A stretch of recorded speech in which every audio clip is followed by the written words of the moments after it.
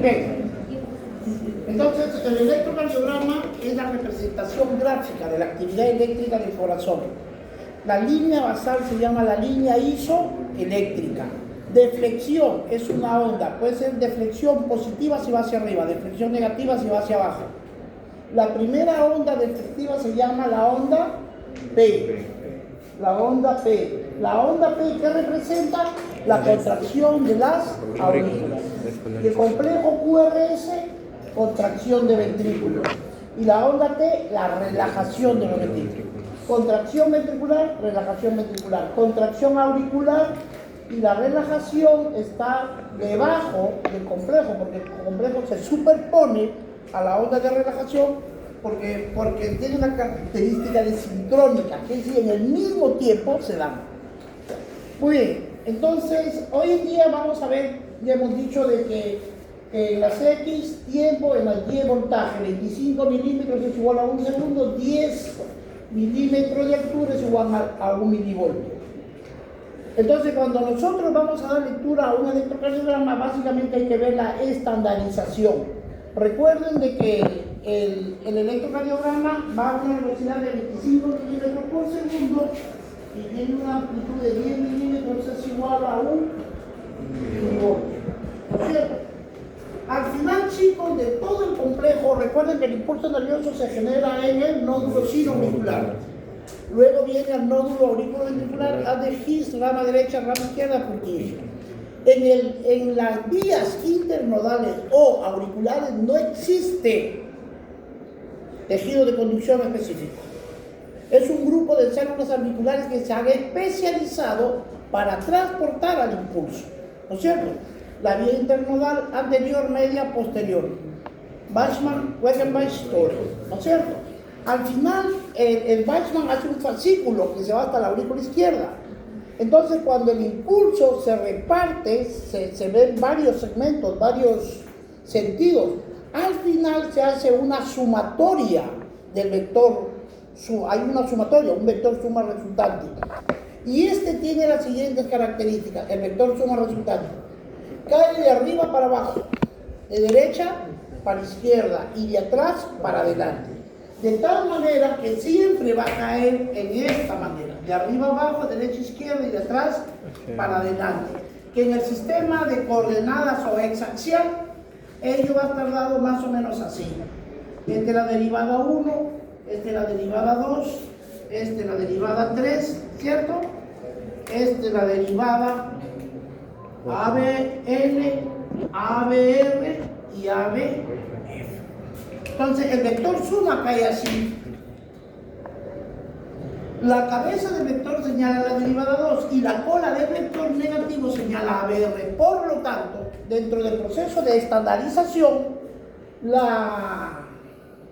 el electrocardiograma, todas las ondas en la derivada 2 son positivas y en la derivada ABR todas las ondas son negativas. ¿Entendieron? Aparte de la velocidad 25 milímetros por segundo, 10 milímetros es 1 milivoltio, en la derivada 2 todas son positivas y en ABF son negativas. ¿Por qué? Porque el vector resultante tiene esta orientación, de arriba abajo, derecha izquierda y de atrás para adelante. Muy bien. Entonces, a partir de ahí ya vamos a interpretar algunos datos. Por ejemplo, vamos a hallar la frecuencia cardíaca de este paciente a través del electrocardiograma. ¿Qué se hace? Lo primero que tenemos que hacer es encontrar dos R's, dos crestas R. Acá hay una, acá hay dos. Segundo paso, cuenten el número de cuadraditos pequeños comprendidos entre dos R. Acá hay 5, acá hay 10, 15, y 4, 19, y 3, 22 cuadraditos hay entre R y R. Y finalmente, a 1500 le dividen entre el número de cuadraditos encontrados. En este caso son 22. 1500 entre 22, frecuencia cardíaca 68. ¿Ya? Hay otra, pero este es 1500 para cuadraditos chiquitos.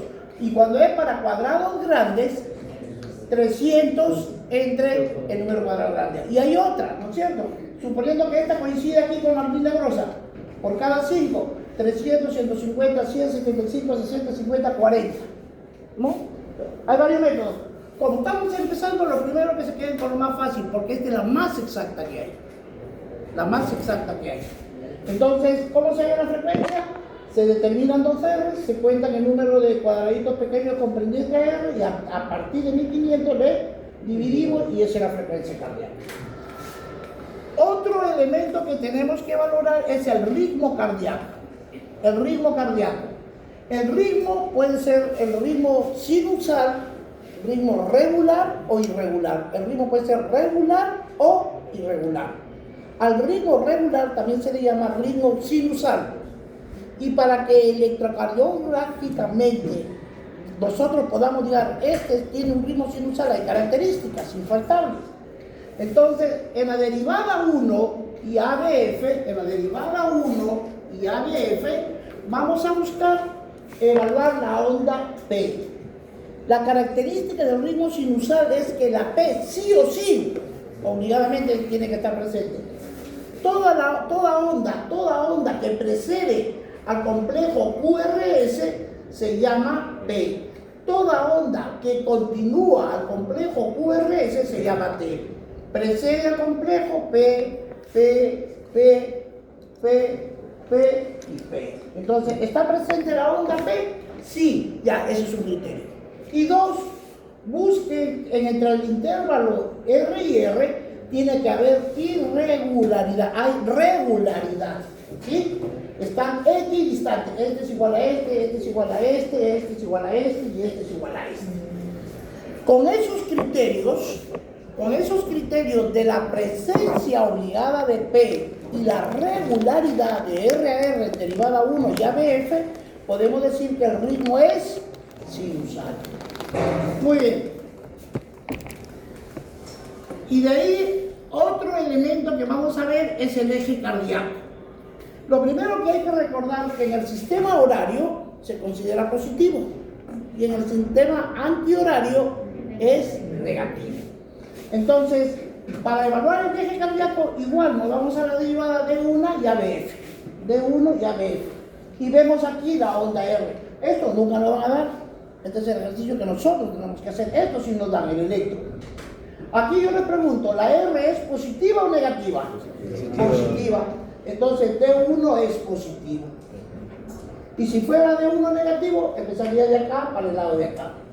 ABF, aquí, ABF, ¿es positivo o negativo? Positivo. Entonces, en la manecilla del reloj, para abajo es positivo y para arriba es negativo.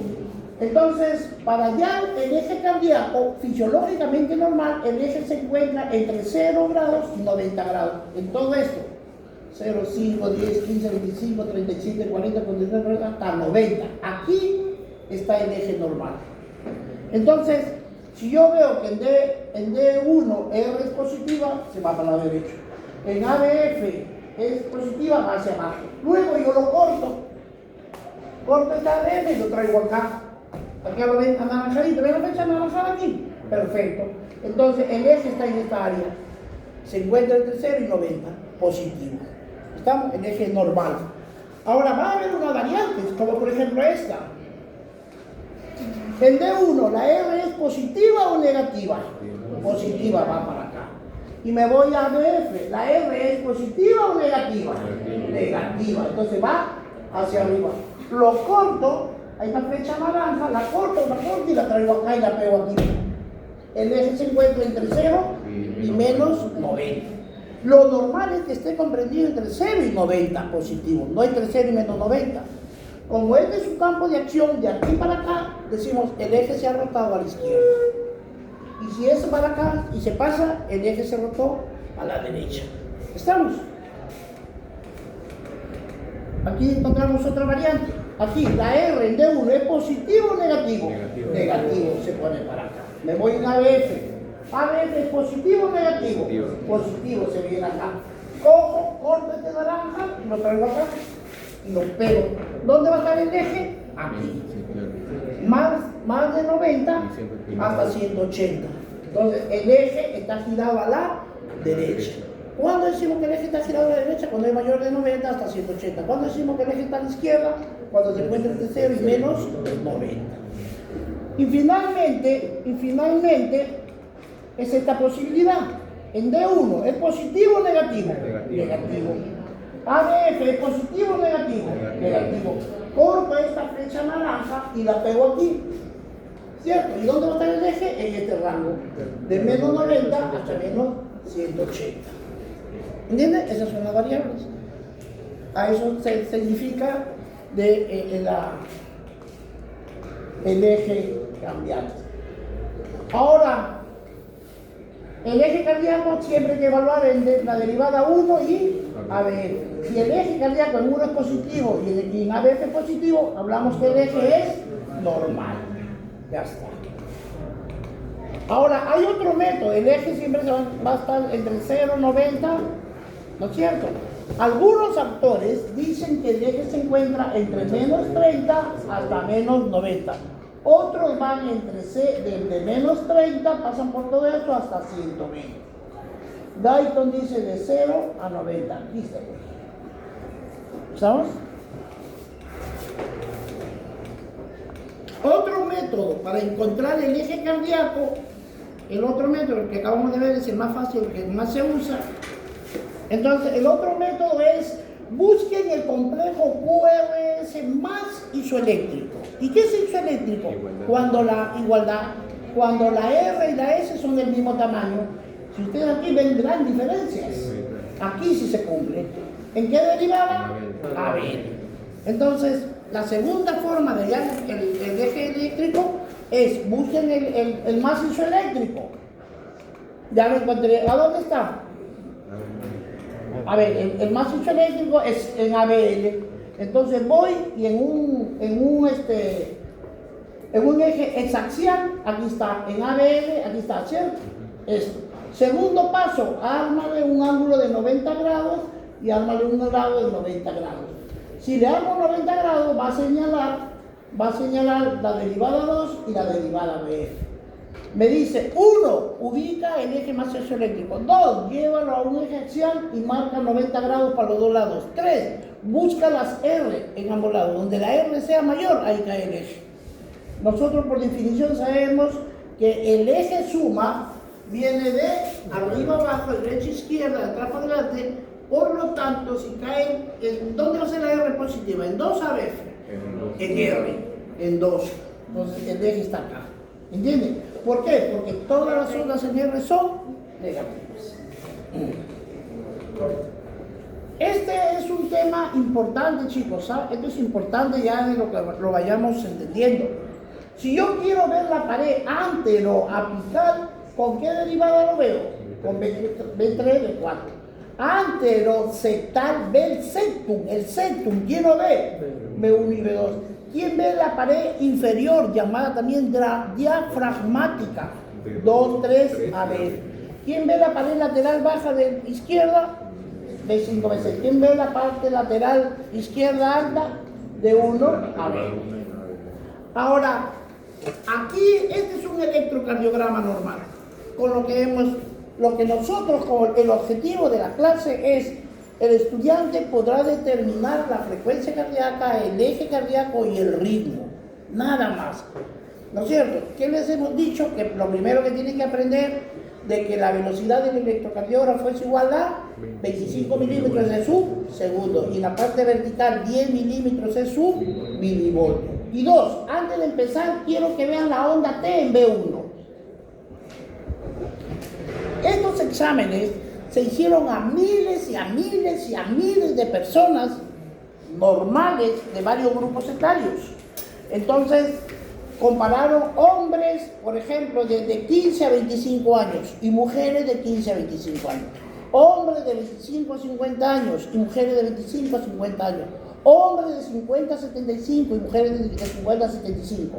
Cuando nosotros sacamos un muestreo y nos vamos a un cuadro de referencia, se tiene que ver que las personas a las que fueron tomados los cuadros referenciales tienen que ser de la misma región geográfica, de la misma corte racial.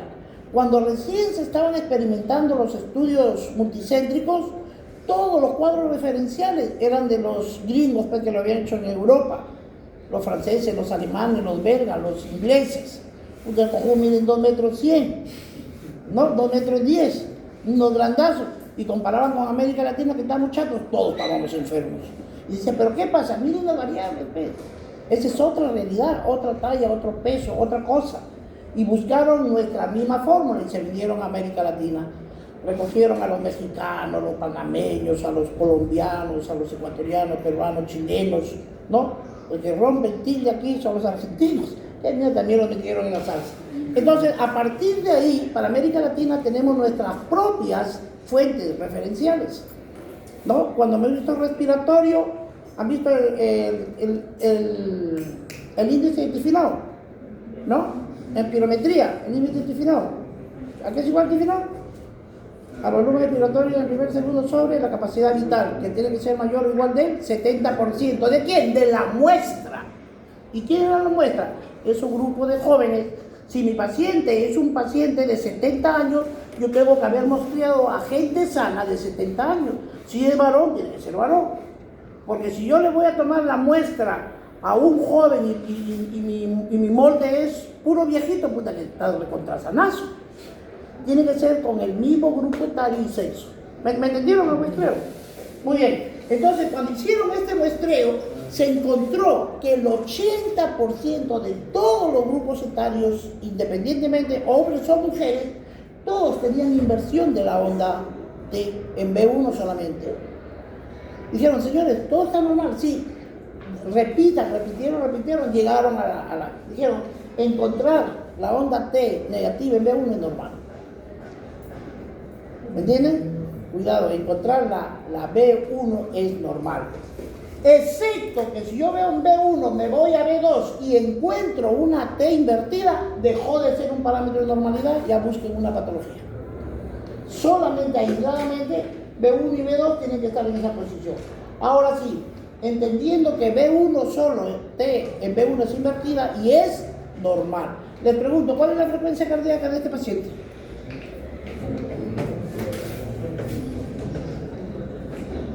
¿Qué hago? 1, encuentro 2 R's. 2, encuentro el número de cuadraditos chiquitos. 5, 10, 15, 20, 24, ¿no? Y este 25. Si yo lo jalo, pega aquí. Si yo lo jalo, pega acá, ¿no? 1, 2, 3, 4, 5. 5 por 5, 25. 1500 entre 25, 60. Otro, 300. Un grande, 2, 3, 4, 5. 300 entre 5, 60. 300, 150, 100, 75, 60. Entonces, esa es la frecuencia. 2. Vamos a ver el ritmo. Para que haya el ritmo regular, tiene que haber 2 criterios electrocardiográficos obligados. 1, la presencia de la onda P. Y 2, la regularidad o la equidistancia entre R y R. ¿Dónde? En D1 está la onda P, la onda P, la onda P, y en ABF la onda P, la onda P, la onda P. 1, 2, 3, 4, 5. 1, 2, 3, 4, 5. Guarda regularidad. Entonces estamos frente a un ritmo regular, sinusal o regular, que es lo mismo. Y finalmente vamos a hallar el eje. ¿Dónde buscamos eje? En D1 y ABF. ¿El R es positivo o negativo? Positivo en D1 y en ABF, positivo. El eje debe estar entre 0 y 90 grados. Punto. Se acabó. Hasta ahí queremos que lo tengan claro. O sea, el propósito de ustedes a este nivel ya saben leer un electrocardiograma, aparentemente saben, ¿no es cierto? Aquí igual, ya miren, aquí está B1, no olviden que esto es normal, ¿ya chicos? Ahora sí, le pregunto, frecuencia cardíaca. Aquí cae prácticamente la R, 5, 10, 15, 20, 21, ¿no? O 22, 21. Ya, 1500 entre 21, rapidito, ¿cuánto sale? ¿Cuánto? 71. Perfecto, ya esa es la frecuencia. ¿Está en el rango normal? Sí, 60, 100, 70, promedio 71. 2. El ritmo sinusal en D1 y en ABF. ¿Qué busco? Las R, aquí está la R, la onda que precede el complejo Aquí está. En ABF, onda que percibe el complejo, aquí está. Aquí están las R. 2. Equidistancias. Equidistancias. Uy, se está muriendo la pila, ¿qué? Equidistancia, equidistancia. Perfecto, ahí está. Y finalmente, el eje. En B1 positivo, en ABF positivo, el eje es 0,90 normal. Ahora, en este, no es el propósito diagnosticar, pero sí que observen lo que estamos aprendiendo, ¿sí?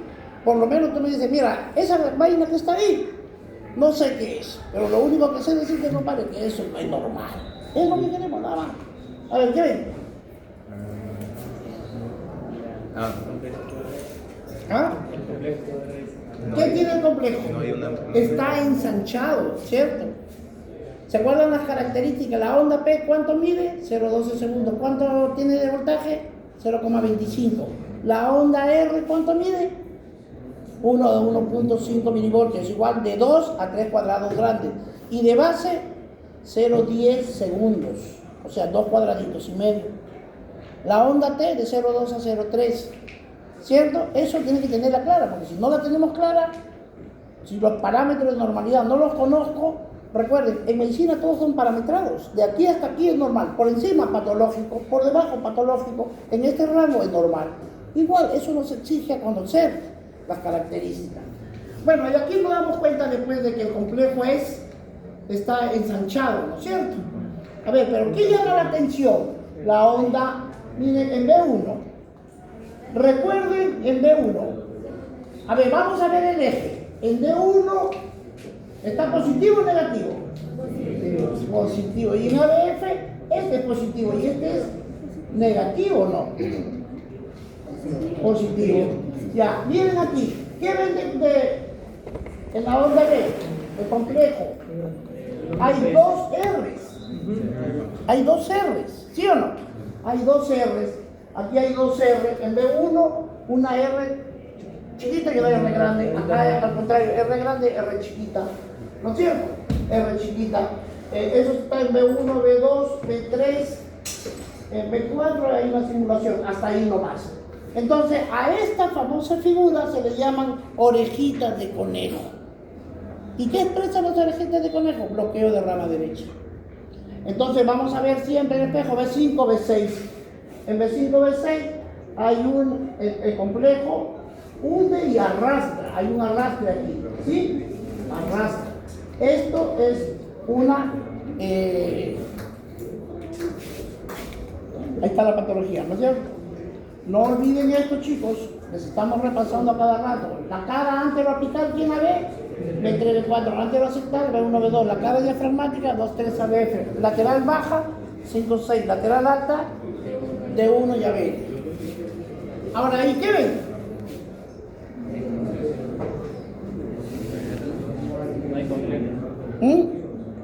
¿Qué ven? Las R's grandes. Miren acá. Son muy anchas. Miren acá. Hay una figura especial. Miren, no hay R, están decapitadas. B1, B2, no hay R. ¿No es cierto? Entonces aquí no hay R, pero ¿qué queda?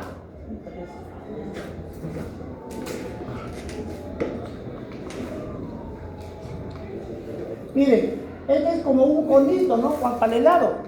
Donde está la luz rojita, ¿se ve? Ahí debería estar la R. Aquí te dibujo yo el helado. Aquí lo dibujo. Aquí está el helado. Este es el cono, ¿no? Del helado. Esta figura de este cono sin el helado, es lo que nosotros le llamamos el cono de helado. Así como las orejas de conejo, bloqueo de rama derecha, el cono de helado, bloqueo de rama izquierda. Y esta es la figura. La R elevada con el arrastre, B5 y B6. No olviden, ¿quién me la cara anteroapical? B3, B4, la anteroaceptal, B1, B2, diafragmática, lateral baja y lateral alta. Ahora, ¿se acuerdan cuando hablábamos un poquito de la energía? Dije, chicos, no se olviden, dentro de la célula, en los mitocondrios, la glucosa se metaboliza por dos vías, con la vía del oxígeno y sin oxígeno. Por oxígeno 36 ATP, productos intermedios 0,2 y agua. Por la vía anaeróbica llamada la fermentación, ¿cuánto se genera? 2 ATP. ¿Cuáles son sus productos intermedios? Ácido láctico pirruvato. ¿Qué hace el ácido láctico? Literalmente quema. Entra en isquemia. La célula sufre. Dice, ayúdame. ¿Qué tenemos que hacer? Restablecer el flujo. ¿Para qué? Para que llegue oxígeno. Se activa la vía aerobia y deja de formarse ácidos. Y recuperamos a esa célula. Pero si nosotros no restablecemos la circulación, la célula, después de tanto sufrimiento, se muere. ¿Cierto? Ya, entonces es eso exactamente, en cualquiera. Cuando el corazón está en isquemia, está que sufre, ¿no? ¿Por qué? Por acidosis. Le falta reperfusión. Te dice, compadre, estoy mal. La onda T invertida en más de uno, ya me empieza a decir dónde está el problema. Si el isquemia no actuó, ya empieza a morirse la célula. Y este es el segmento, este es el ST elevado. Este es el segmento ST elevado. Este es importantísimo. Este es un IMA ST elevado y hay un IMA ST no elevado. Hay ST no elevado, más bien se baja. Este es un CST elevado. Este es más peligroso porque está comprometiendo todo el ancho, todo el grosor del miocardio. Esta es una verdadera emergencia. Si ustedes le toman una foto, se parece ¿te acuerdan del estado, el estado de reposo, el potencial de reposo y el potencial de acción? Entraba aquí, entraba el sodio, salía el potasio, entraba el calcio, salía el potasio rápidamente, ¿de acuerdo? Ya, esta es la figura ST. ¿Qué representa? La lesión. Y la onda Q ya es necrosis, es muerte. Ese cuadro ya es irreversible. ¿Y cómo sabemos que esa parte de la persona está muerta? Por la onda Q profunda, una onda Q muy profunda. ¿Cuándo hablo de isquemia? Cuando hay inversión de la onda T. Cuando hablo de lesión, en infarto, en episodio, elevación del ST. Cuando hablo ya de necrosis, con la Q profunda. A ver, ¿qué ven ahí? Necrosis. ¿Ah? ¿Qué ven? ¿Qué ven? ¿Qué tipo de onda patológica ven? ¿Una onda de isquemia, de lesión o de necrosis? De lesión. ¿Dónde está la lesión? ¿Dónde? Y les vengo diciendo, miren este. ¿Dónde está? En B3 y en B4. Es un ST elevado en vez de B4. Este paciente en ese momento se está infartando.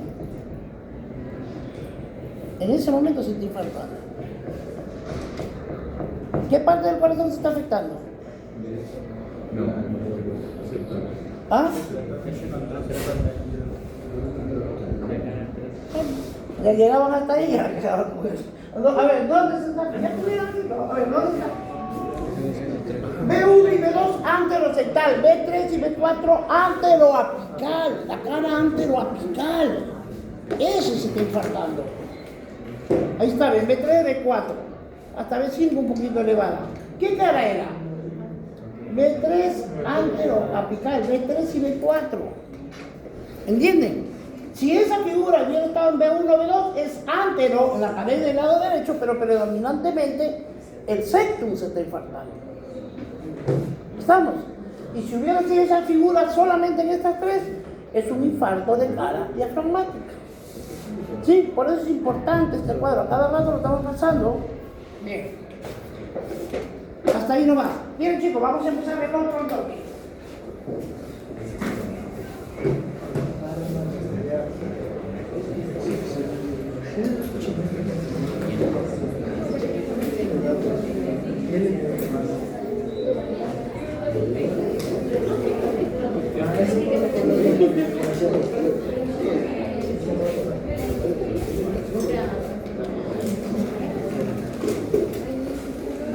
Bien, los componentes funcionales. En este esquema nosotros ya los conocemos, es la circulación mayor y la circulación menor. La circulación mayor empieza en el ventrículo izquierdo, sale por la aorta, con destino ¿a dónde? A todo el cuerpo.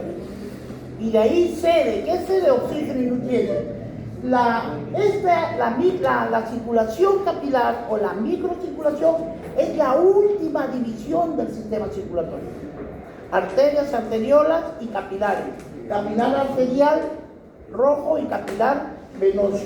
Aquí libera y aquí en medio, este puede ser dentro del ojo, dentro del corazón, dentro del páncreas, dentro de todos los órganos. Específicamente aquí hay un líquido, ese se llama el líquido intersticial, porque ahí están las células suspendidas. Entre células viene en la sangre y ahí vierte el oxígeno y vierte los nutrientes. Y luego ellos van a pasar selectivamente por la membrana de la célula. Los gases son permeables y los otros necesitan iones de entrada. ¿Quién facilita la entrada de la glucosa al interior de la célula? La insulina. ¿Se acuerdan? ¿Con cuánto de presión llega el intersticial de la presión arterial? 40. ¿El interior de la célula? 23. ¿Y dentro del mitocondrio? De 1 a 3. De 1 a 3. Muy bien. Entonces, las arterias transportan la sangre con alta presión hacia los tejidos. Las arteriolas son ramas pequeñas de las arterias a los capilares. El músculo liso regula el diámetro si es necesario. Y los capilares son permeables al intercambio de líquidos, nutrientes, electrolitos, hormonas, arteriolas, entre el líquido artificial y la pared fina de la membrana y sus poros. ¿No es cierto? Ahora, dentro de los componentes funcionales de la circulación vamos a ver las vénulas. Entonces, el capilar venoso, es el capilar arterial, el capilar venoso drena a las vénulas y el conjunto de drenas drenan a la vena. Y la vena es la que regresa a la aurícula derecha a través de las venas cava superior e inferior. Entonces, las vénulas recogen la sangre de los capilares para formar venas de mayor calibre. Y las venas son conductos desde las vénulas al corazón, que es la bolsa de reserva de sangre por músculo liso y regula el diámetro si es necesario. Miren, este es un vaso sanguíneo, ¿no es cierto? En el P1 hay un seccionamiento, en P2, porque imagínense, aquí viene y aquí se puede dividir, se sigue ramificando. Pero en la medida que se ramifica, van perdiendo el calibre, o sea, el diámetro disminuye. Entonces, aquí lo que pretendemos es hablar del flujo sanguíneo. ¿Qué es flujo? Sinónimo de flujo. Movimiento. ¿Qué es flujo? Es la sangre en movimiento. No lo estén analizando estáticamente. Es la sangre en movimiento. Y nosotros vamos a ver los factores que facilitan su flujo o disminuyen su flujo. Me dice que aquí hay 3 variables para el flujo sanguíneo. En este grado es la gradiente de la presión. Aquí en el P1 tiene un diámetro, P2 tiene otro diámetro. Por lo tanto, la presión va a estar a un gradiente, que es la diferencia de presiones. Por otro lado, la resistencia del tubo o de la arteria. La sangre, cuando fluye, parte de ella va en contacto con la pared de la arteria, ¿o no? Va golpeando. Y ella es como si me frenara. Pero el resto de sangre, laminarmente la que va en medio, lo va a desplazar. Entonces, las líneas de sangre que se retardan en velocidad por el roce del vaso son los vasos laterales, o sea, los que están en contacto con la pared arterial. Entonces, la gradiente de presión es la presión que empuja al extremo de menor presión. Y la resistencia vascular, que representa RE, es la fuerza de impedimento. ¿Qué impide? La velocidad de la sangre. ¿Qué es la resistencia vascular? El vaso impide o retarda o disminuye un poco la velocidad de la sangre por el roce o la fricción que este ocurre. ¿Estamos? Y finalmente, para ello, la ley de Ohm. La ley de Ohm dice, el flujo, o sea, la sangre en movimiento va a depender de 2 variables, de la gradiente de presión y de la resistencia. Entonces, el flujo es directamente proporcional a la gradiente de presión. A mayor gradiente, mayor o menor flujo. Y es inversamente proporcional. A mayor resistencia, menor. Hay 2 tipos de flujo. El flujo laminar. Y el otro flujo es el flujo turbulento. Entonces, el flujo laminar es la cantidad de sangre que atraviesa por un vaso en un tiempo determinado. ¿Cuánto es? 5 litros por minuto. Ese es el gasto cardíaco. ¿No es cierto? Es que atraviesa por un vaso en un tiempo determinado. Es como si ese fuera el capilar. Yo digo, quédense mirando este punto. ¿Ya? Imagínate que este es un vaso. Este puede verde es un vaso sanguíneo. Una arteria. Y aquí hay una ventanita donde ven moverse a la sangre. Imagínate, es como un tren, ¿no es cierto? A ver, yo me pongo aquí, ese es el riel, y estoy detrás de un poste. Y el poste, más allá está el riel. Y el tren viene de lejos. ¿Estamos? Entonces yo nunca voy a mover mi mirada, me la voy a fijar en el poste. Y a la hora que el tren avance, va a entrar a mi campo visual o no. Y yo sin moverme, yo puedo contar el tiempo. Y sin mover mi vista, el tren avanza, le veo la parte posterior y pasó. ¿Estamos? De eso se trata esto. Dice, si tú la quedas mirando, van a pasar en un minuto 5 litros. ¿Entendieron? Eso es bueno. Muy bien. Ahora, el flujo laminar, llamado también aerodinámico. Miren, estas líneas negras son del vaso sanguíneo. Y esta línea de acá, azules con flecha, son el flujo de la sangre. Me dice, el flujo laminar, llamado también aerodinámico. Es la velocidad. La velocidad es diferente para cada capa del líquido. Menor velocidad, la capa perivascular por rozamiento. Las que están cerca retardan su velocidad. ¿Por qué? Por el rozamiento. Y la parte del medio, hay mayor velocidad al medio por el deslizamiento entre las capas líquidas. ¿Cierto? Ahora vean primero, ¿qué dibuja? Una parábola, ¿no es cierto? Un corte aerodinámico. ¿Estamos? Entonces produce un perfil parabólico de velocidad de flujo sanguíneo. En cambio, acá, miren chicos, acá el flujo es turbulento, este es remolino, son espirales, remolinos, se hace un remolino. El flujo turbulento se forma en espirales por corriente en torbellino, lo que opone más resistencia. Flujo sanguíneo a gran velocidad atraviesa una obstrucción. Cuando el ventrículo sale a través de la aorta, recuerden que el ventrículo es ancho, pero la válvula es pequeña. Y él tiene que salir esa mancha por una obstrucción. Y como la presión empuja la sangre sale eyectada, pasando por esa obstrucción. Por eso inmediatamente se genera un flujo turbulento. ¿Por qué? Porque está cruzando una obstrucción. ¿Estamos? Entonces hace que un giro sobre rugosidad. El número de Raynaud. ¿Qué es Raynaud? El Raynaud, en otras palabras nos ha dicho ya, Raynaud es sinónimo de turbulencia. Me dice, la turbulencia va a depender ¿de qué? Del diámetro del tubo por la densidad del fluido entre su viscosidad. Diámetro del tubo sobre la viscosidad. Raynaud alto o alta turbulencia. ¿Dónde hay? En la aorta y en la pulmonar. ¿Por qué? Porque ellos han cruzado una obstrucción y eso hace de que el flujo sea más turbulento. Pero en cambio, el Raynaud bajo en las arteriolas y capilares, el flujo es laminar, porque va cayendo de mayor a menor, nada, lo suyo. ¿No es cierto? Muy bien. Miren, esta es una arteria y aquí se dividió. Viene aquí, otra vez se divide, llega hasta que llega a la división capilar. Arteria arteriola y capilar arterial. Entonces, el impedimento al flujo sanguíneo de un vaso. La velocidad de flujo sanguíneo en todo el sistema circulatorio es 100 mililitros por segundo. La gradiente de presión entre arterias sistémicas y las venas sistémicas es de 100 milímetros de mercurio. La resistencia periférica total, 1.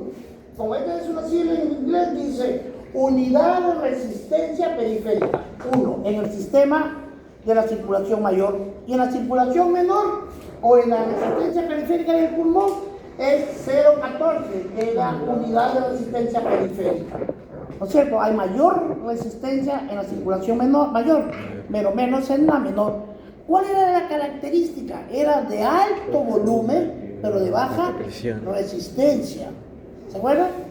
La circulación pulmonar. era de alto volumen y de baja resistencia. Está flojo. Muy bien, entonces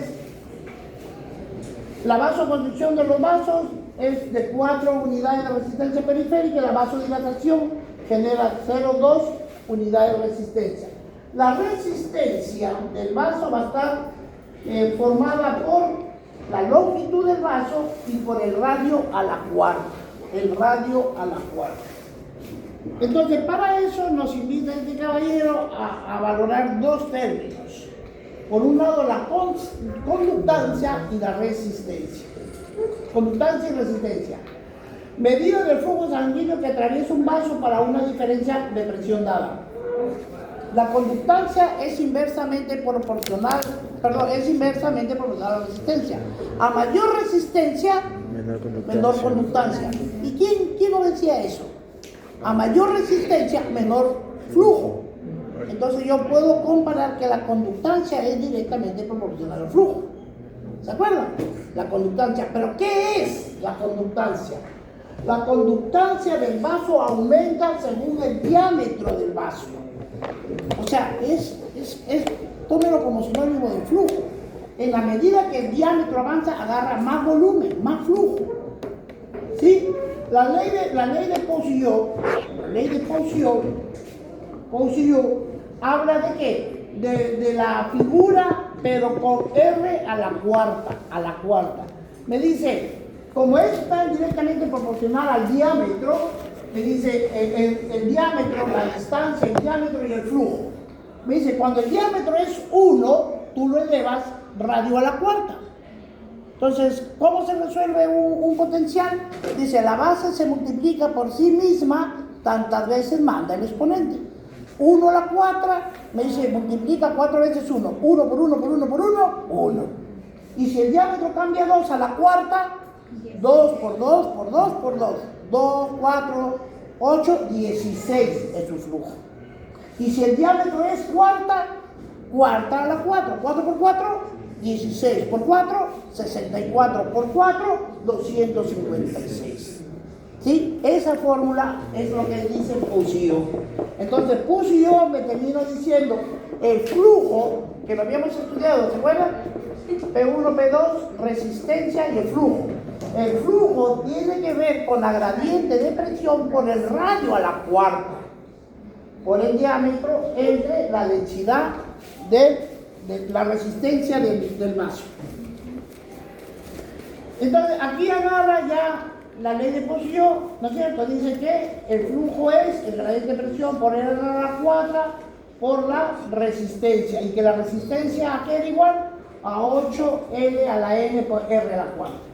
Aquí está, y lo único que tenemos que hacer es reemplazar. Y cuando reemplazamos, se elimina y resulta finalmente la ley de Ohm. ¿Qué dice la ley de Ohm? Que el flujo es directamente proporcional al grado de presión y inversamente proporcional a la resistencia. ¿Entendieron? O sea, ¿para qué nos dicen eso? Para que vean que sí aplica la física en el cuerpo humano. ¿Cierto? Esa es la física aplicada al cuerpo se llama biofísica, la química aplicada al cuerpo humano se llama bioquímica. Entonces se cumplió el principio de la ley de Ohm. Otro elemento que vamos a ver, chicos, es lo siguiente. Miren, la viscosidad de la sangre.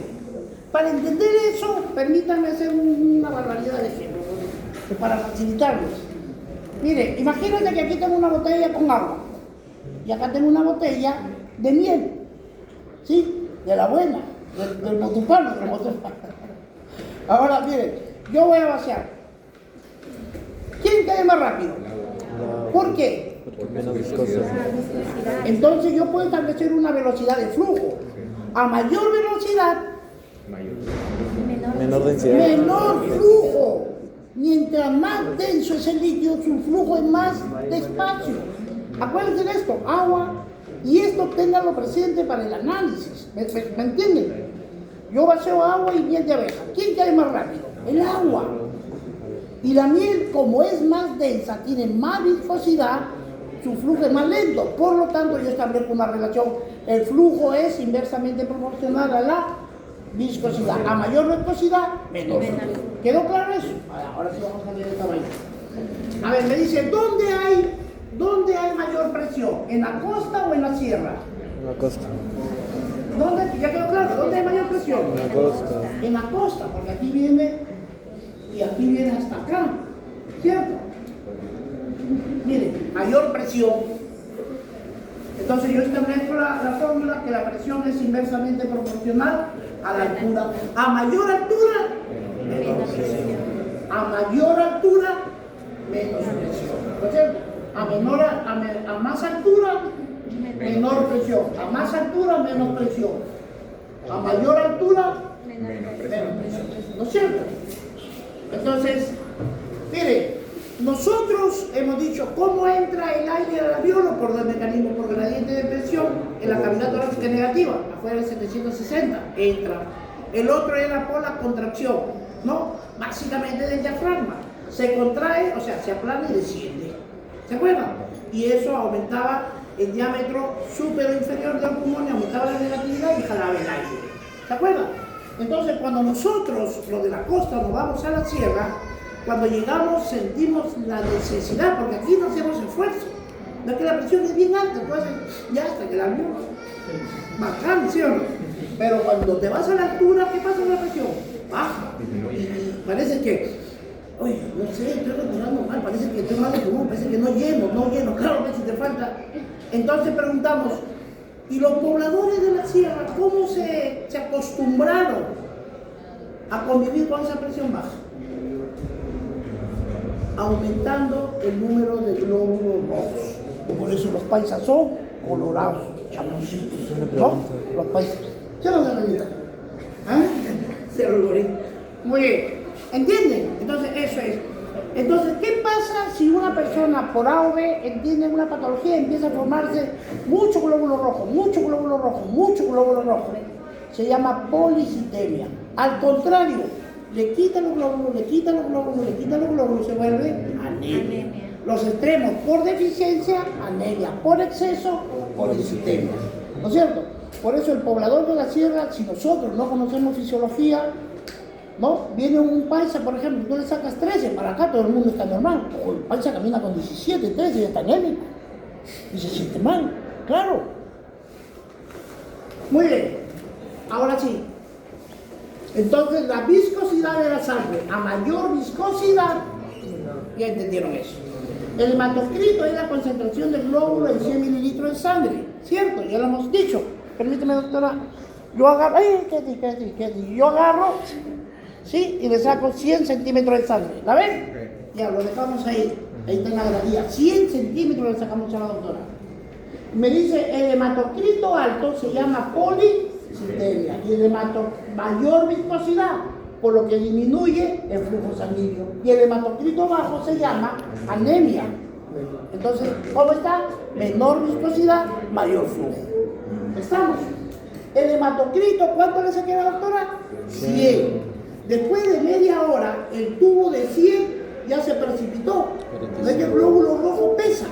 O sea, por el peso específico del glóbulo rojo se fundió, se fue al fondo, y por acción de la gravedad se fundió. Entonces, de los 100, 45 centímetros es de un gran concentrado de glóbulo rojo. Eso se llama hematocrito. 45, ¿cuánto faltan de 100? 55. ¿Y qué es el 5? Es un remanente líquido, turbio, que se llama plasma. Si lo sacamos por una pipeta, sacamos el plasma, la meto a una centrifugadora, ¿qué sale? El suelo. ¿Estamos?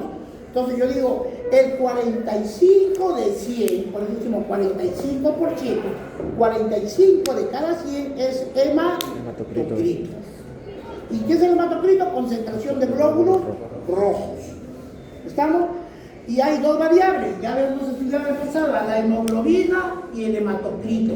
Están en relación de 1 a 3. Si el hematocrito es 45%, ¿cuánto es de hemoglobina? 45 entre 3, 15. 15 gramos de hemoglobina es igual a 45. Si yo tengo 12 de hemoglobina, ¿cuánto tengo de hematocrito? 36. Si yo tengo 10 de hemoglobina, ¿cuánto tengo de hematocrito? 30. Laboratorio viene y me dice, doctor Rodrigo, no tengo reactivo para hemoglobina, pero ya salió el hematocrito, tiene 21%. ¿Cuánto tengo de hemoglobina? 7. ¿Estamos? Y no olvide, 1 gramo de hemoglobina transporta 1.35 mililitros de oxígeno por cada 100 centímetros que le hemos sacado a la doctora. 15 gramos, ¿cuánto de hemoglobina carga? Este es igual a 20 mililitros de oxígeno por 100 centímetros. Puta, un montón ahí. ¿Cuánto? 1.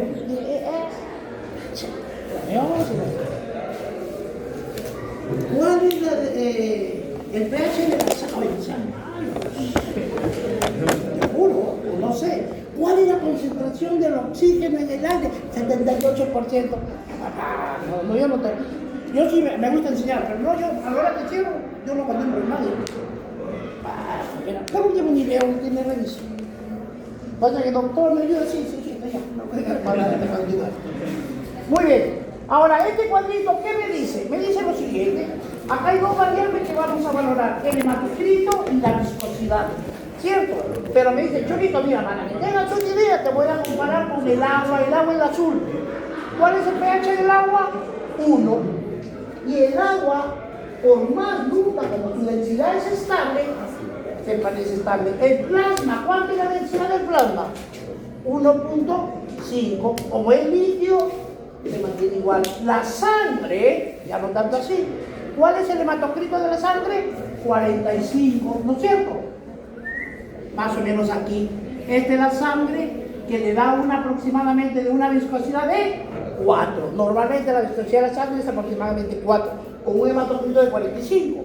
Pero si el hematocrito le va a 50, por el sistema Vera se va a 60 o se va a 70, estaba ahí por 8. Se pone espesa. ¿Qué va a pasar con el flujo de la sangre? Se hace muy lenta. Y cuando la sangre fluye lentamente, se forman coágulos. Hay una fiesta de coágulos. Hay una obstrucción sistémica. El paciente se va a la muerte. ¿Estamos? Muy bien.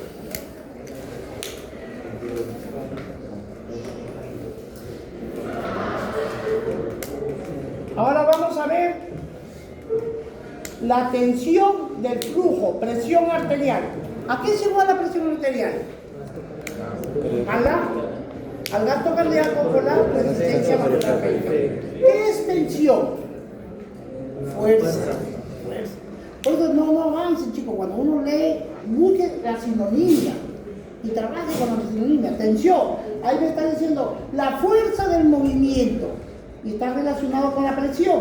Entonces, ¿qué es esto? Presión sobre área. La fuerza que ejerce la sangre sobre la pared de la arteria se llama presión arterial. Eso es lo que vamos a tratar ahorita. ¿Ya? Me dice, la fuerza ejercida de la sangre contra la unidad de superficie de la pared se llama presión arterial. La ley de Laplace. ¿Qué dice Laplace? La fuerza de la pared, o sea, la fuerza de la pared T es proporcional a la gradiente triangular de la presión multiplicado por el radio del vaso y dividido por el grosor de la pared. Esto Laplace, los ingenieros lo aplican, ¿no es cierto? Grandes tuberías, obras de hidroingeniería, ¿no? El canal de Olmo, de tu vaso de miel que pasa el agua. Ahí aplica muy bien. Pero, y ellos nos dicen, oye, ¿y el cuerpo humano aplica? Sí, también aplica. Ellos comienzan a estudiarlo, ya. ¿Qué dice Laplace? Entonces, acá hay unos elementos. Este es el vaso sanguíneo, ¿cierto? Este es el diámetro. Este es el diámetro del vaso. Este es el radio. Y la P es la presión de la columna de sangre que pasa y que ejerce fuerza contra la pared.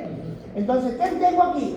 Un flujo de sangre que está pasando, la fuerza que hace la sangre sobre la pared de la arteria, el diámetro del vaso y el grosor del vaso. Ahí están los elementos que la Laplace quiere que lo hagamos. ¿Y qué me dice?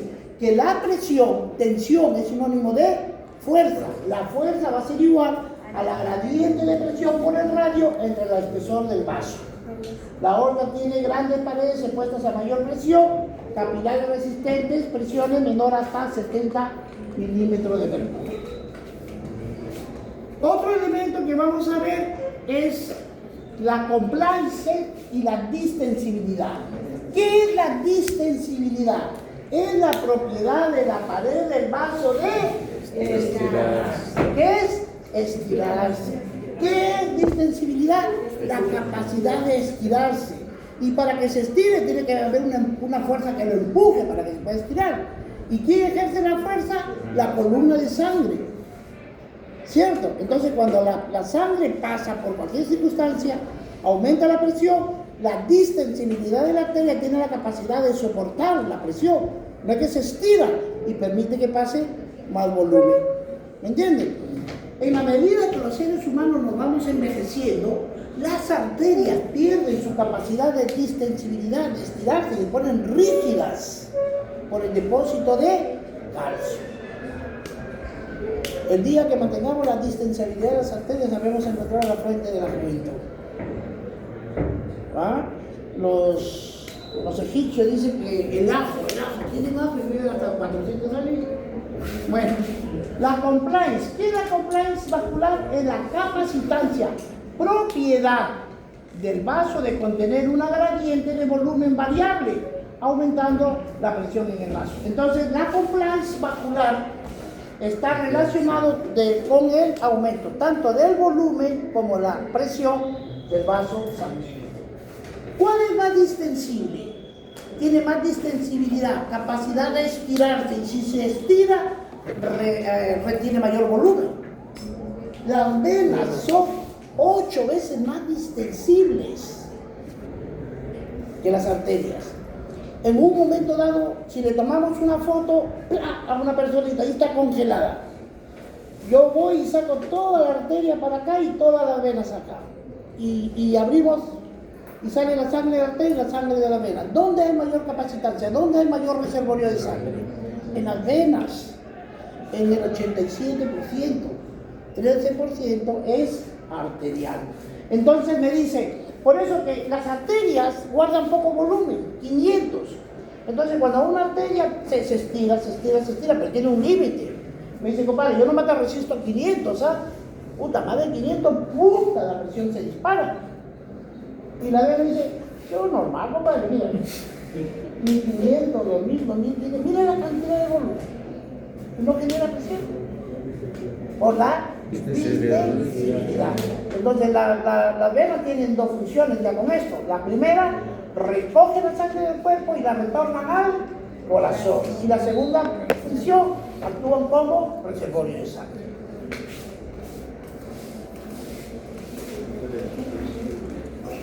La transmisión del pulso, el flujo del salido del volumen sanguíneo del ventrículo izquierdo hacia la aorta para vencer la resistencia de la inercia.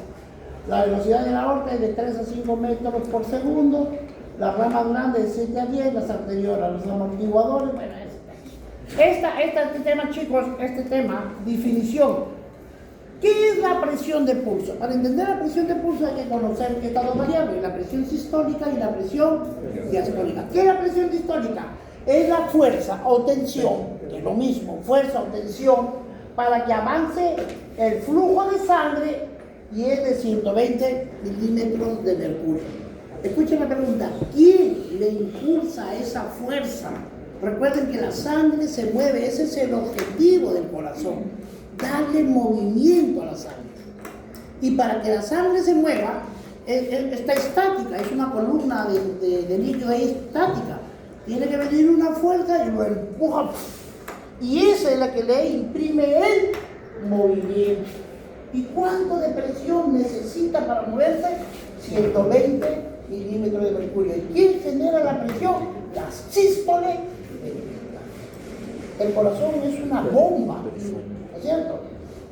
Es aspirante, impelente, impele y expele, jala y bota. La función del corazón es mantener la sangre deja de moverse la sangre y se acabó la vida. Entonces, eso es la presión sistólica. Y la presión diastólica es la fuerza del volumen sanguíneo que ocupa un espacio en reposo. ¿Cuánto es? 80 milímetros de mercurio. ¿Y qué es la presión del pulso? Es la diferencia de la sistólica menos la diastólica. Entonces, la presión del pulso es la diferencia entre la presión arterial sistólica y diastólica. ¿Cuánto es? 40. 120 menos 80, 40. El volumen sistólico del corazón, la completa distensibilidad total del árbol arterial, varía con la edad por disminución de la distensibilidad. La presión arterial media. Cuando nosotros en la práctica médica llegan pacientes con gasto bajo, uno por falla como bomba, ¿cierto? Habíamos dicho que puede traer insuficiencia cardíaca. La característica fundamental de la insuficiencia, ¿cuál era? Contracción débil. Si la contracción es débil, el volumen que sale es poco. Eso es una contracción muy débil. ¿Qué lo llevó a la insuficiencia? Una miocardiopatía, una valvulopatía, un trastorno de conducción, una ruptura de las cuerdas tendinosas, un infarto de los músculos capilares, qué sé yo. Pero lo cierto es que al final se fue a una insuficiencia cardíaca. Entonces, cuando nosotros tenemos pacientes que llegan, por ejemplo, llegan con náuseas, vómitos, súbitamente hacen colapso por secuestro, en el caso de los cuadros agudos de pancreatitis o un shock cardiogénico, el paciente ya chocadazo. Nosotros tenemos que restituirle primero el volumen, hay que darle cantidad y después le tenemos que restablecer la calidad. Si una personita sufre un accidente, se desangró, llega a la emergencia, le toman con las justas palpas, tienen que ponerle la mayor cantidad de vía y le meten el cloruro de sodio, que es el líquido más semejante a la sangre. Y le meten, la idea es de que empiece a llenarse. ¿Qué parámetros veo? El estado sensorial. Llegan secos, deshidratados, desorientados, empiezan a despertar. Por lo menos antes no se palpaban los pulsos y ahora ya se palpan.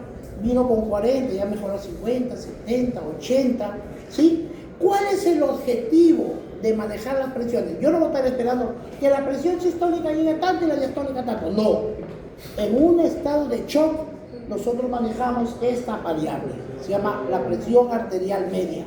¿Y qué significa? Dice, compadre, tú tienes que tenerla igual a 90 o más de 90. Porque con eso tú garantizas que ningún órgano del cuerpo se lesione. Perfecto. ¿Y cómo se llama la presión arterial media? La presión arterial media es la sistólica más 2 veces la diastólica, todo sobre 3.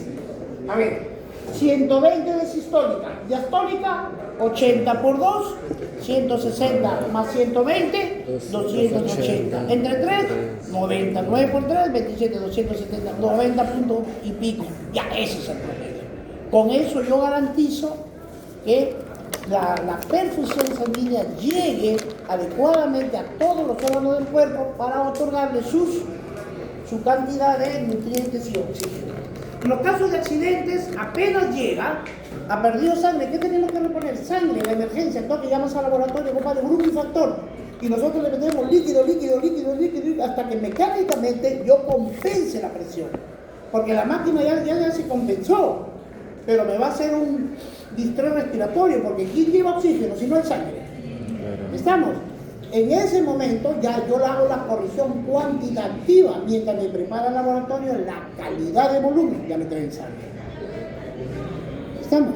Hacemos la corrección mecánica, cuantitativa y luego cualitativa. Entonces, aquí las funciones de la vena, reservorio de sangre, porque la vena tiene una función de reservorio. ¿Por qué? Porque tiene 8 veces más distensibilidad que las arterias. La aurícula derecha es el reservorio venoso central. A la presión, bueno, la aurícula derecha, el reservorio venoso central, depende de 3 factores: de la capacidad de vaciado del corazón derecho, de la tendencia de llevar sangre a las venas cavas, a la aurícula, y la vasoconstricción periférica venosa aumenta con el llenado auricular. A la presión auricular derecha, de la aurícula derecha, también se llama presión venosa central. ¿Con qué otro nombre se conoce a la presión de la aurícula derecha? Como presión venosa central. ¿Cuánto es su presión? 0. ¿Estamos? Entonces, cuando empieza a golpear, ¿se acuerda cuánto llegaba en la fase 1? De 2 a 3, con un volumen diastólico de 50. Y después iba llenando hasta llegaba a 110, 120 con 5 a 7. ¿Estamos? Entonces, 0 es la presión normal, pero aumenta por un retorno venoso en caso de transfusión sanguínea, es un extra. Y como viene en golpe, eso le va a generar un incremento de la aurícula de 20 a 30 centímetros de mercurio. Y puede irse al otro extremo, en caso de un sangrado masivo, la presión se va hasta negativa. ¿Sí? Empieza a colapsarse todo el sistema. La resistencia venosa periférica va desde +4 hasta +6 en la aurícula derecha debido a los colapsos de la zona de pliegue. Y la insuficiencia cardíaca congestiva genera un flujo retrógrado hacia las venas grandes de la aurícula derecha. ¿A dónde se va?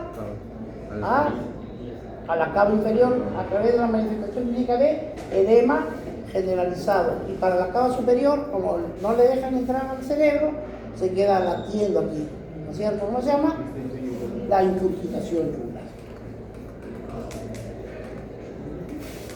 Las funciones de la vena. La presión interabdominal. La presión interabdominal aproximadamente es 20. ¿Ya? Es 20. Y va a estar por encima de 20 en caso de un embarazo, en caso de un tumor, en caso de una citis. El embarazo es un proceso fisiológico. El embarazo no es una enfermedad, es un proceso natural, fisiológico, porque el cuerpo se compensa. Si una persona normalmente, todos hombres y mujeres tenemos una presión intraabdominal de 20 milímetros de mercurio, si el bebé empieza a crecer, ¿va a generar mayor presión o no? Claro. Entonces cuando la sangre empieza a subir, porque aquí tenía una resistencia de 20, la vence, y porque aparte de la presión de la gravedad, vence la presión intraabdominal para llegar a la aurícula derecha, ¿cierto? En caso de embarazos, ¿qué pasa? Hay mayor obstáculo y no pasa fehacientemente la sangre, por lo tanto hay una retención. Por eso las mujeres a veces se hinchan de sus piernas. ¿Por qué? Porque hay un incremento de la presión intraabdominal. ¿El embarazo, qué tiempo dura el embarazo? 9 meses calendarios, 40 semanas lunares, 280 días. ¿Cierto? ¿Cuántos meses? ¿Cuántas semanas? 40 lunares. ¿Y cuántos días? 280. Muy bien. Entonces, en el caso de embarazo, de un tumor, hace un efecto, incrementa la presión intraabdominal, hay mayor resistencia y hay disminución del flujo.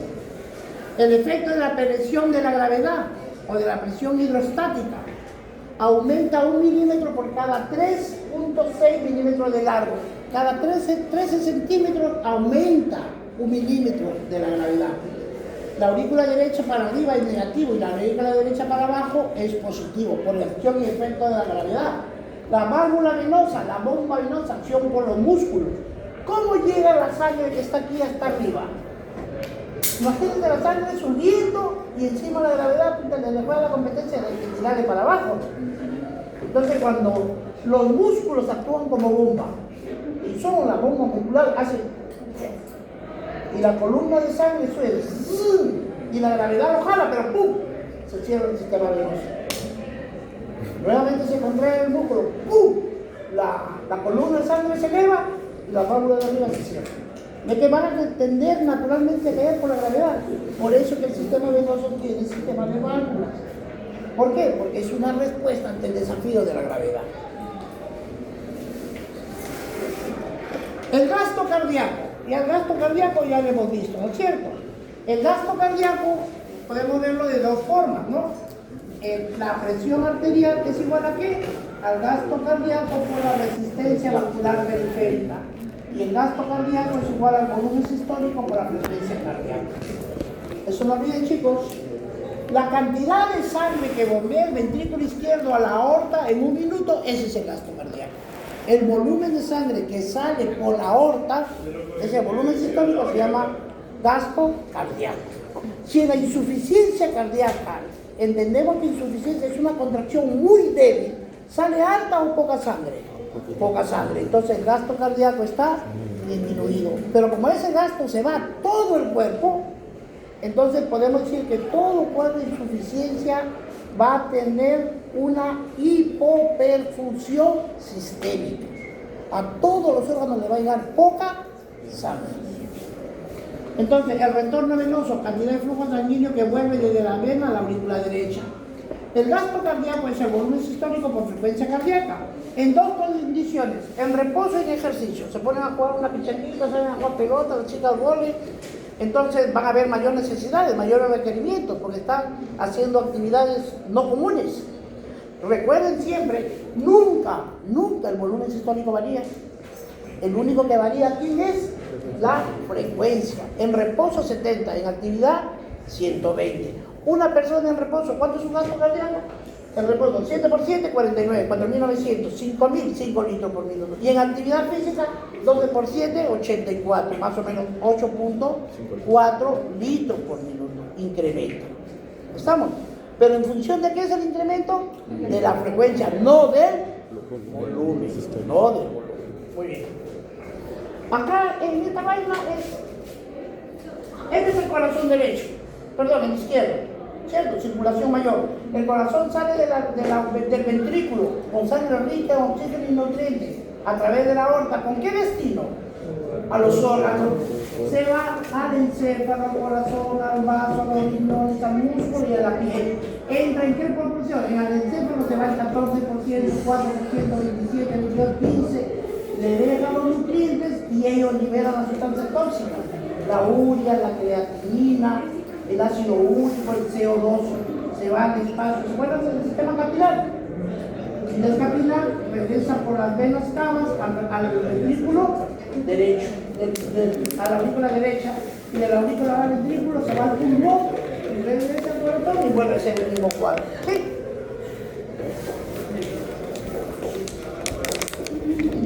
La regulación del gasto cardíaco. El gasto cardíaco disminuye cuando la resistencia periférica aumenta por encima de lo normal. El gasto cardíaco, miren, entonces si yo de esta fórmula quiero hallar el gasto cardíaco, yo digo que el gasto cardíaco es igual a la presión sobre la resistencia vascular periférica. Lo que aquí multiplica pasa a el gasto cardíaco aumenta cuando por encima, cuando la resistencia periférica, el gasto cardíaco acá ya disminuye. Ya, el gasto cardíaco disminuye, dice. ¿Cuándo? Cuando aumenta la resistencia. Y el gasto cardíaco aumenta ¿cuándo? Cuando cae la. ¿Entienden? Es solamente jugar con la fórmula. Entonces, el gasto cardíaco aumenta la presión arterial. La ley de Frank-Starling, ya lo hemos visto. Una buena precarga mejora el volumen sistólico, estimula el nódulo auricular para aumentar la frecuencia cardíaca. Miren chicos, el volumen sistólico, ¿de qué depende? De la precarga y de la poscarga. ¿Y la precarga de qué? ¿Cuál es la precarga? ¿Qué es la precarga? Al final de la diástole, el volumen ¿con cuánto se llenó el ventrículo? Con 120. 120 mililitros estira a la fibra muscular del ventrículo, lo estira.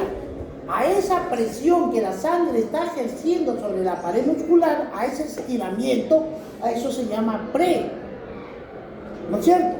Y la poscarga es cuando, ¿se acuerdan de la fase, segunda fase de la contracción isovolumétrica? Característica de la isovolumétrica, igual volumen. El volumen nunca varía. ¿Por qué no varía? Porque las 4 válvulas se cerraron. Entonces el volumen se mantiene constante. En ese plano empieza a incrementar, a cerrarse, a generar la presión, ¿no? Entonces esa es la poscarga. El individuo es la sangre y está dentro del ventrículo, y la puertita es la aorta y la pulmonar. Tiene que vencer la poscarga. ¿Hasta cuánto tiene que llegar para que se llene la sangre? 80 milímetros de mercurio recién abre, ¿ya? Y después que sale la sangre, ¿cuánto queda con lo que es sistólico? 40-50. Se inyecta el 60% en relación, el 60% en porcentaje, y en cuantitativo 70 mililitros, ¿cierto? Ahora miren acá.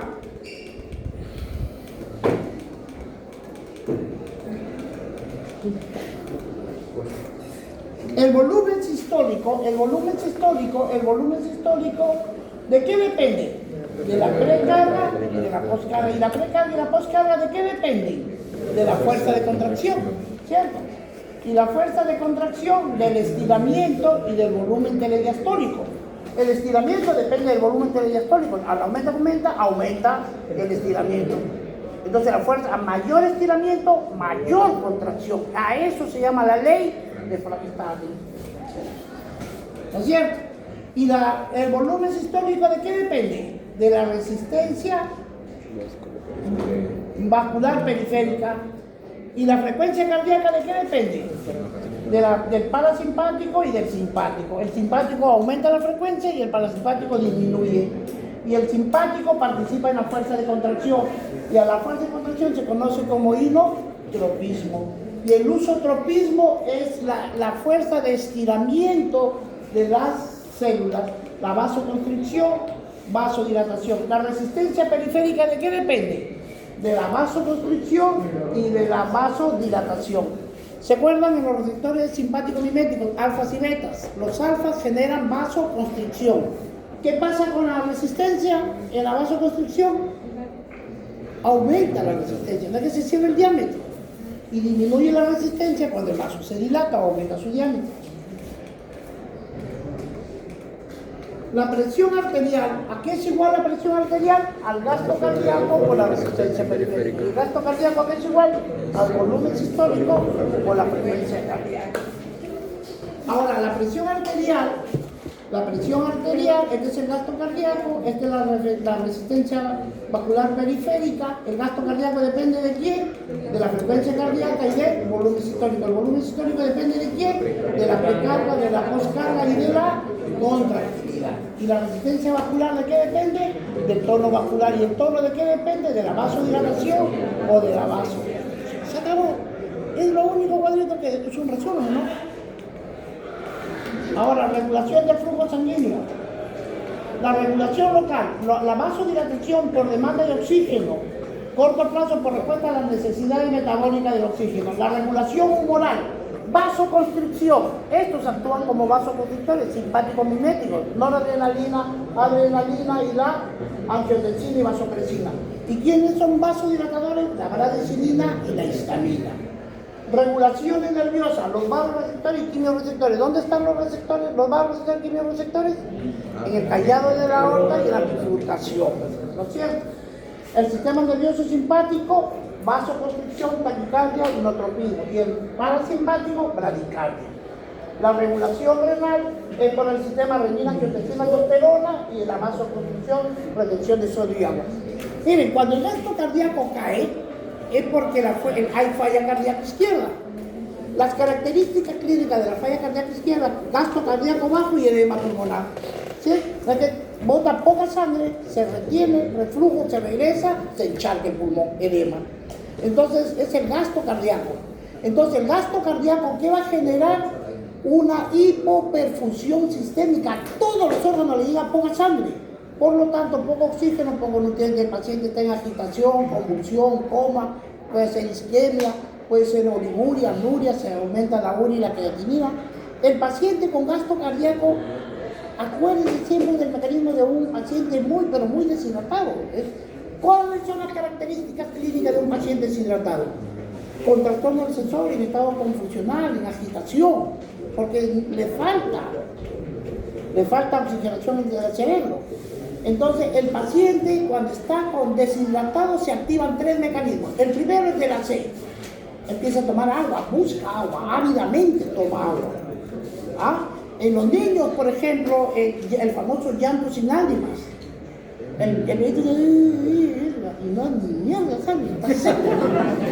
Una cosa que se ría, pero el día que lo vean no se asustan. La lengua parece loro, seca, así, cuadrada, seca. Y estaban tan colapsadas sus venas que yo vi un niñito, ya los ojos y dije, este pájaro se murió. Puta, llegó el pediatra, agarró trans con la tibia, una 18, a alta presión, para empujar al recesivo y empezó y las enfermeras estaban mirando, ¡pum! Chaparon, una que se hinchó y ¡pam! Lo sacaron. Cuadro de deshidratación al filo de la muerte. Nos parece algo simple, pero manejar presiones es muy jodidito, ¿ah? Bien, entonces el primer mecanismo natural, por eso si un ser humano se deshidrata, hay que darle de tomar, pero no solamente necesita líquidos, sino hidroelectrolitos. Ustedes ya son médicos, saben las implicancias de un trastorno hidroelectrolítico. Por eso en la casa, aunque sea de forma casera, no se olvide, con un litro de agua hervida fría, 6 cucharitas de azúcar con una de sal. Ya está. Y empieza a tomar, esa es la sal. El paciente toma agua. Y si eso no mejora, se activa el sistema renina, angiotensina, aldosterona. ¿No es cierto? ¿Qué es el sistema renina? ¿Se recuerdan del sistema renina-angiotensina o no? ¿Ya qué era el sistema renina? ¿Qué es la renina? Es una enzima. ¿Dónde se forma? El riñón, Pepe, se llama renina. Es el riñón. ¿Exactamente dónde? Es para lo que estudia. En el yusta glomerular. En las células mesangiales, pecho. Ya. El sistema renina-angiotensina. Miren, en el hígado hay una proteína. Se llama angiotensinógeno. El angiotensinógeno por acción de la renina se convierte en angiotensina 1. Y la angiotensina 1 por acción de la YECA, de la hormona convertidora de angiotensina, de angiotensina 1 en angiotensina 2. La angiotensina 2 es un vasoconstrictor poderoso. Por eso es que sube la presión y la sangre puede llegar a todos los órganos. Y al mismo tiempo, la angiotensina estimula a la glándula suprarrenal, la corteza y la médula. En la corteza y la médula, ¿no es cierto? Está la fase mineralocorticoide y glucocorticoide. ¿La aldosterona qué es? Una hormona. ¿Dónde se produce? Mineralocorticoide. ¿Cuál es su función? Retiene el sodio y bota el potasio. ¿Dónde funciona? En el túbulo contorneado distal. Chicos, nunca se olviden de esta metáfora, ¿ya? ¿Han visto cuando los niños juegan su cometa? ¿Sí? Acá está un chiquito bien chorado aquí agarrando su cometita, ¿sí o no?